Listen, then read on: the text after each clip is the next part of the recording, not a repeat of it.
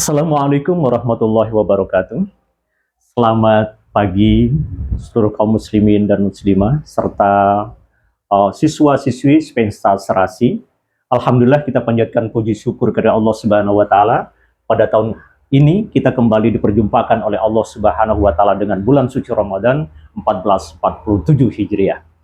Hari ini kita dengan program Kurma Spensta bersilaturahim, dan alhamdulillah hari ini kita bertemu dengan salah satu ustadz di kantor urusan agama Talango, dan hari ini kita mencoba untuk mengkaji beberapa sejarah-sejarah atau dari tokoh-tokoh, termasuk sejarah dan sirah Rasulullah SAW, para sahabat dan tokoh-tokoh ulama yang memperjuangkan dan berdakwah serta perjuangan di bidang tarbiyah.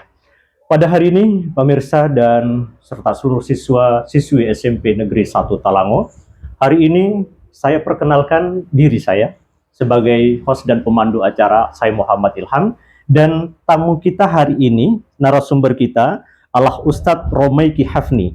Dan alhamdulillah beliau sehat. Gimana Ustadz? Sehat Ustadz? Alhamdulillah. Alhamdulillah pada Ramadan ini kita ditakdirkan oleh Allah untuk sehat dan bisa menjalankan puasa Ramadan insyaallah. Amin. Baik pemirsa dan serta seluruh keluarga besar SMP Negeri 1 Talango, para siswa-siswi, kita akan menyimak beberapa hal pada hari ini.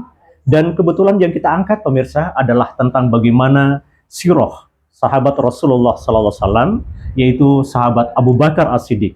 Kita tahu beliau dalam sejarah, dan hari ini kita mencoba untuk kemudian mendengarkan bersama bagaimana pemaparan dari Ustadz Hafni ini untuk memaparkan bagaimana tokoh dan ketokohan seorang sahabat Rasulullah yang dicintai oleh beliau, yaitu Abu Bakar As-Siddiq. Untuk itu kepada Ustadz Hafni mungkin insyaallah beberapa menit ke depan insyaallah kami persilahkan untuk memaparkan bagaimana profil dari sahabat Abu Bakar As-Siddiq. Baik, terima kasih kesempatannya. Assalamualaikum warahmatullahi wabarakatuh. Waalaikumsalam. Pada hari ini kita akan membahas satu sahabat terdekat Nabi, di mana beliau kita kenal sebagai sahabat yang sangat dermawan, kemudian punya banyak sekali kisah-kisah inspiratif dari beliau. Nama beliau adalah Abu Bakar. Namun banyak sekali orang-orang yang sedikit memberikan perhatian terhadap nama asli beliau dan dari mana silsilah beliau. Nama asli beliau dalam salah satu buku biografi yang ditulis oleh Muhammad Haikal dijelaskan bahwa nama beliau adalah Abdullah. Nama Abdullah itu adalah pemberian Nabi Muhammad SAW.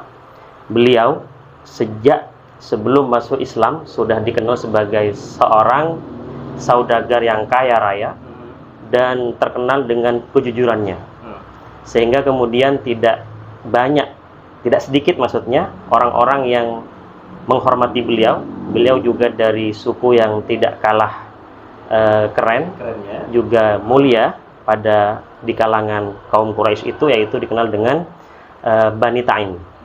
Jadi beliau ini sepanjang hidup beliau, bahkan sebelum masuk agama Islam, sudah dikenal sebagai orang yang sangat baik.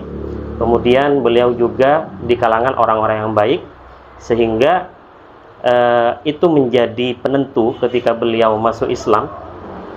Orang pertama dari golongan orang-orang dewasa, orang tua yang masuk agama Islam, dan beliau menjadi sangat kemudian diistimewakan oleh baginda Nabi Muhammad SAW.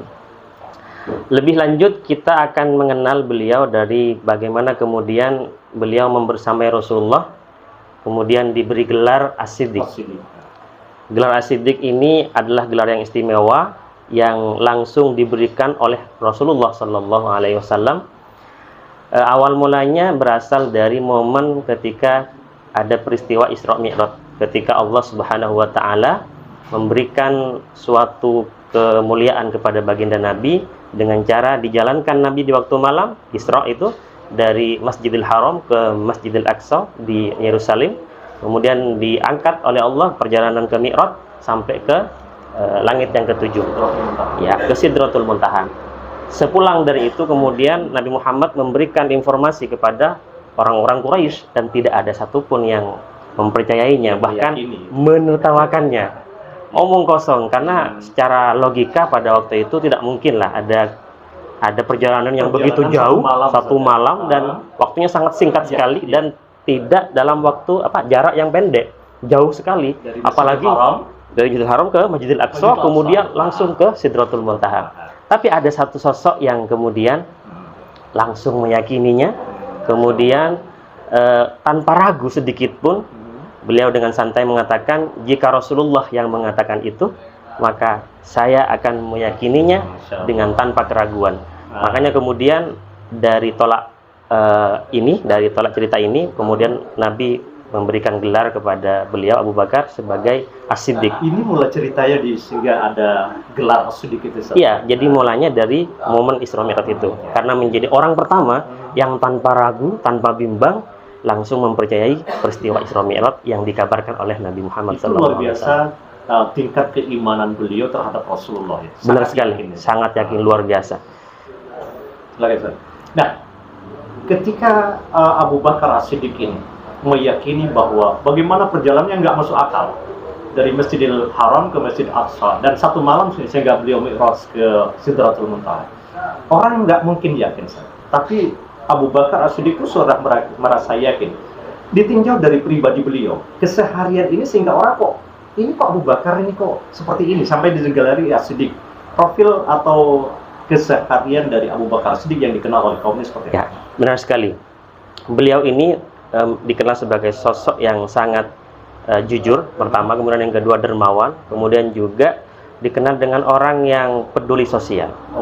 Bahkan ada momen yang bisa menggambarkan bagaimana beliau punya kepribadian yang luar biasa, yaitu ketika beliau mendapat kabar bahwa ada sahabat Bilal namanya, kemudian dia oleh majikannya disiksa di gurun pasir yang sangat panas dan tandus itu, kemudian ditindihkan di tubuhnya, di dadanya, batu yang sangat besar, disiksa luar biasa. Maka tumbuhlah rasa kemanusiaan dari sahabat Abu Bakar ini, kemudian berinisiatif untuk menebus, membeli sahabat Abu Bakar ini membeli kepada majikan dari sahabat Bilal ini, kemudian dengan harga yang di atas rata-rata pasar.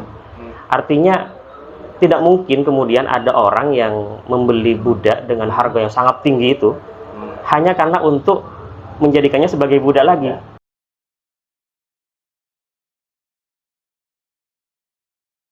Ini Ustaz, Abu Bakar kok begitu tertariknya dengan Bilal bin Rabah? Apa pada saat itu Bilal bin Rabah itu sudah beriman juga kepada Rasulullah SAW? Ya, benar. Penyebab kenapa Bilal bin Rabah ini disiksa oleh majikannya adalah karena dia mempertahankan akidahnya ya. Singkat cerita kemudian orang-orang kemudian ketika sudah dimerdekakan, Bilal ini kemudian dimerdekakan. Ini sebuah hal yang luar biasa. Ternyata sahabat Abu Bakar membelinya bukan untuk dijadikan budak, justru dimerdekakan. Nah, posisi Abu Bakar pada waktu itu memang seorang satu dermawan, apa memang juga seorang yang kaya raya? Luar biasa memang kaya raya, karena terbukti bahwa beliau itu ketika bahkan sebelum Islam beliau sudah menjadi saudagar yang kaya raya dan kejujurannya luar biasa. Ini menjadi pelajaran buat kita, kalau bersaudagar atau berdagang harus jujur. Dalam bisnis semuanya harus jujur. Kenapa? Karena itu kunci sukses berdagang. Dan tidak cuma itu saja ya. Iya, mungkin karena kedermawanannya, jadi hasil keuntungan dari bisnis beliau, perniagaan beliau itu juga dimanfaatkan untuk membantu orang lain, termasuk Bilal bin Rabah. Benar sekali.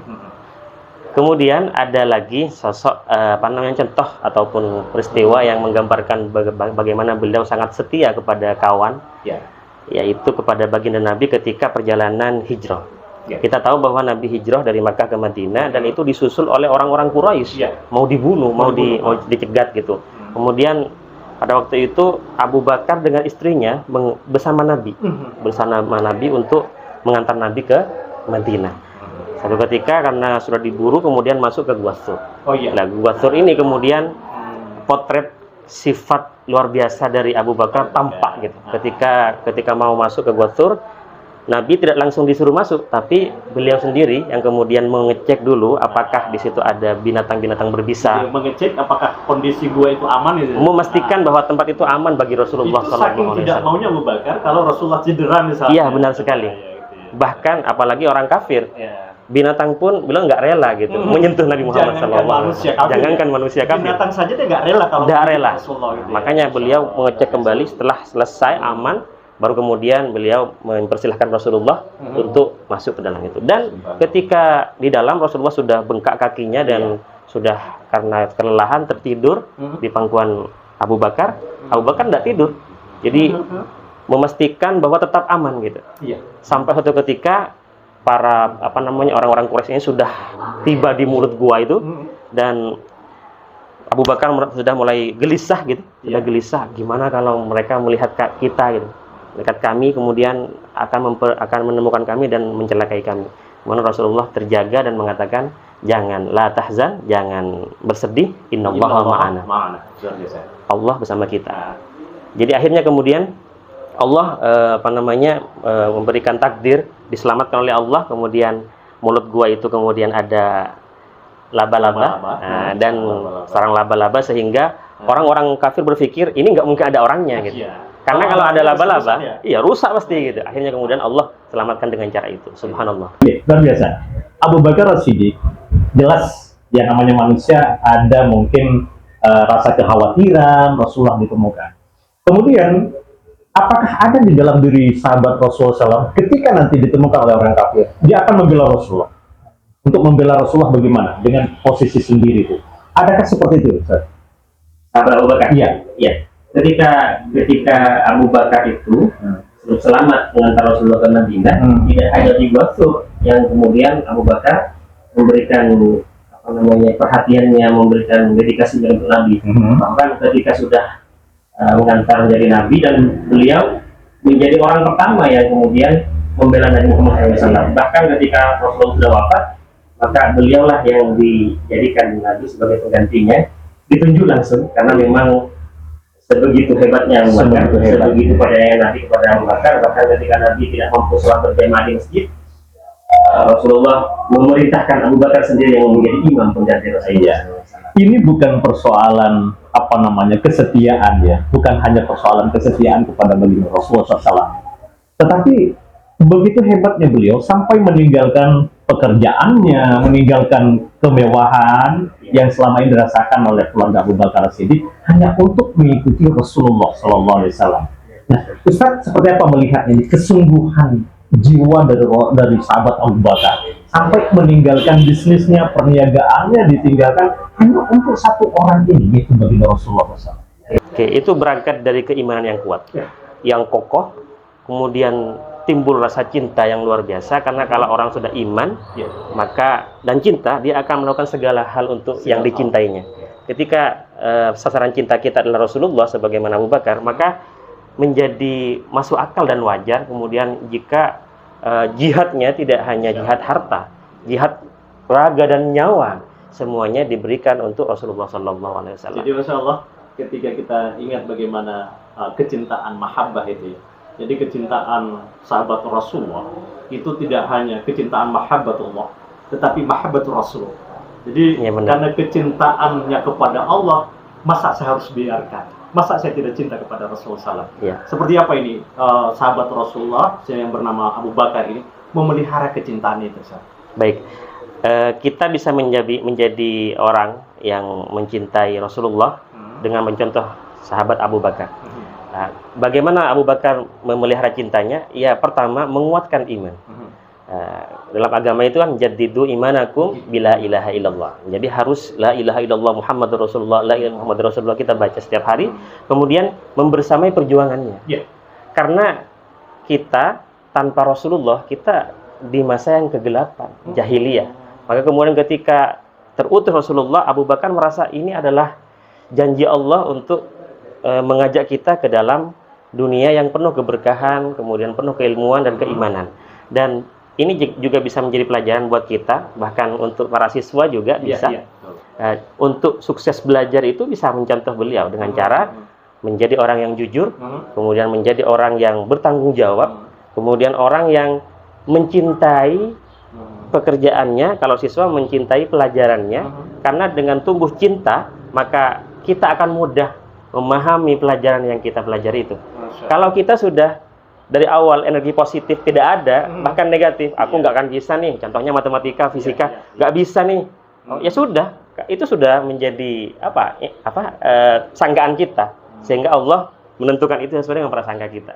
Makanya penting untuk menjaga prasangka, kemudian kita harus husnudzon, positive thinking, agar apa yang kita usahakan berhasil. Berbicara masih tentang profil Abu Bakar As-Siddiq, orang kadang-kadang, bukan kadang ya, sering kita temui orang terlalu hebatnya cintanya kepada Allah. Tetapi cinta kepada orang yang membela kebenaran, seorang juru dakwah, itu kadang-kadang kita berkurang. Kira-kira menurut Ustaz, apa yang terjadi pada jiwa kita hanya cinta kepada Allah, tetapi tidak mencintai kepada seorang yang berjuang untuk kebenaran, berdakwah untuk kebenaran, dan dakwah fillah? Itu cintanya palsu. Cintanya palsu. Karena ada riwayat itu, manidda'a hubballah, barang siapa yang mengaku cinta kepada Allah, maka dia akan mencintai Rasulullah. Mencintai Rasulullah. Rasulullah itu kan pendakwah, penyampai risalah. Nah, kemudian juga termasuk penyampai risalah sebagai warisan dari Rasulullah, yaitu ulama, para pendakwah kita saat ini gitu. Ya tentunya pendakwah yang mempunyai latar belakang keilmuan yang mumpuni. Karena pada akhir-akhir zaman ini, kata Nabi, banyak orang yang cuma bisa berpidato, bisa berceramah, tapi tanpa dilandasi dengan keilmuan yang mapan. Hati-hati untuk belajar kepada orang-orang yang secara keilmuan, sanad keilmuannya tidak jelas. Maka itu dikatakan arju ilallah ilal Quran wal hadis. Ilallah wa rasul. Iya, benar. Jadi luar biasa, ini sesuatu yang penting. Jadi mencintai Allah, jelas mencintai Rasulullah SAW. Sehingga dalam salat kita kan salatnya kepada Rasulullah. Dasar kalau nggak salah. Iya, luar biasa ya. Jadi kecintaan kepada Allah dan kecintaan kepada Rasulullah SAW sebagai pembawa ajaran-ajaran Allah Subhanahu Wa Taala, firman Allah, justru kemudian dibawakan oleh Rasulullah, dan inilah yang menjadi titik pentingnya sahabat Abu Bakar di sini. Orang yang pertama mengimani dan mencintai Rasulullah SAW sampai di mana orang nggak percaya ke semuanya. Yang mana mungkin Rasulullah seperti pasti menuduh Rasulullah itu adalah tokoh bohong, tukang sihir, tukang khayal. Tapi luar biasanya Abu Bakar As-Siddiq menjadi pembela. Baik, Ustaz, di sesi berikut ini dari sirah dan bagaimana pribadi Abu Bakar As-Siddiq, apa kira-kira yang menjadi poin penting kita untuk meneladani? Jadi dari profil, dari figur sahabat Abu Bakar As-Siddiq, untuk kita-kita yang zaman sekarang ini, kita juga sebagai orang manusia biasa, pendakwah, kita juga adalah pembawa tarbiyah, minimal untuk anak kita dan untuk generasi-generasi kita, mungkin lebih bagus. Baik, kita berusaha semaksimal mungkin untuk mencontoh dan meneladani beliau sahabat Abu Bakar dengan menjadi orang yang jujur pertama, jujur kepada diri kita sendiri, jujur kepada orang lain, jujur kepada Allah Subhanahu Wa Taala atas perintah-perintah yang dibebankan kepada kita. Kemudian kita juga harus menjadi orang yang bertanggung jawab, kemudian bersih, punya kerja keras dan berdedikasi kepada orang-orang yang kita cintai. Apapun yang kita inginkan, kita berusaha untuk menggapainya. Kemudian juga harus sabar, bertanggung jawab ketika kita diamanai sesuatu. Baik, terima kasih Ustaz. Pemirsa, seluruh keluarga besar SMP Negeri Saltalango, para siswa-siswi, luar biasa. Apa yang kita kaji hari ini, pagi hari ini, luar biasa. Dan mudah-mudahan ini bekal kita di Ramadan ini, untuk kemudian menjadi sosok minimal, untuk mengikuti dan mencontoh bagaimana profil dari seorang sahabat Rasulullah yang istimewa, Abu Bakar As-Siddiq. Beliau tidak hanya mencintai Allah, beliau tidak hanya meyakini Allah, tetapi meyakini Rasulullah SAW, yang jelas Rasulullah itu adalah utusan Allah Subhanahu Wa Taala, dan apa yang diturunkan oleh Allah Subhanahu Wa Taala itu dibenarkan melalui Rasulullah, kemudian dibenarkan oleh sahabat Rasulullah yang bernama Abu Bakar As-Siddiq. Luar biasa Ustaz, kita juga sudah tahu sejarahnya tuh, bagaimana si As-Siddiq itu ya. Jadi sudah dijelaskan, Masya Allah. Baik pemirsa, itu tadi perbincangan singkat kita dengan Ustaz Romaiki Hafni, yang luar biasa hari ini sedang mengkaji bagaimana profil dan sejarah daripada Abu Bakar As-Siddiq, dan penamaan As-Siddiq itu luar biasa, itu penting bagi kita, bahwa Abu Bakar As-Siddiq tidak hanya sebagai seorang dermawan, tidak hanya sebagai seorang kaya raya, tetapi beliau dermawan dan sangat setia kepada Allah dan kepada baginda Rasulullah SAW. Ini yang poin penting pada hari ini, pemirsa dan seluruh keluarga besar SMP Negeri 1 Talango, para siswa-siswi serta kaum muslimin dan muslimah di mana saja. Saya ucapkan selamat berpuasa dan selamat menyimak dan mengikuti kajian-kajian kita Kurma Spesial Serasi 1447 Hijriah. Dan untuk itu, saya Muhammad Ilham sebagai pembawa acara pada hari ini mengucapkan terima kasih dan selamat menunaikan ibadah puasa selanjutnya. Demikian kami tutup. Billahi taufiq wal hidayah. Wassalamualaikum warahmatullahi wabarakatuh.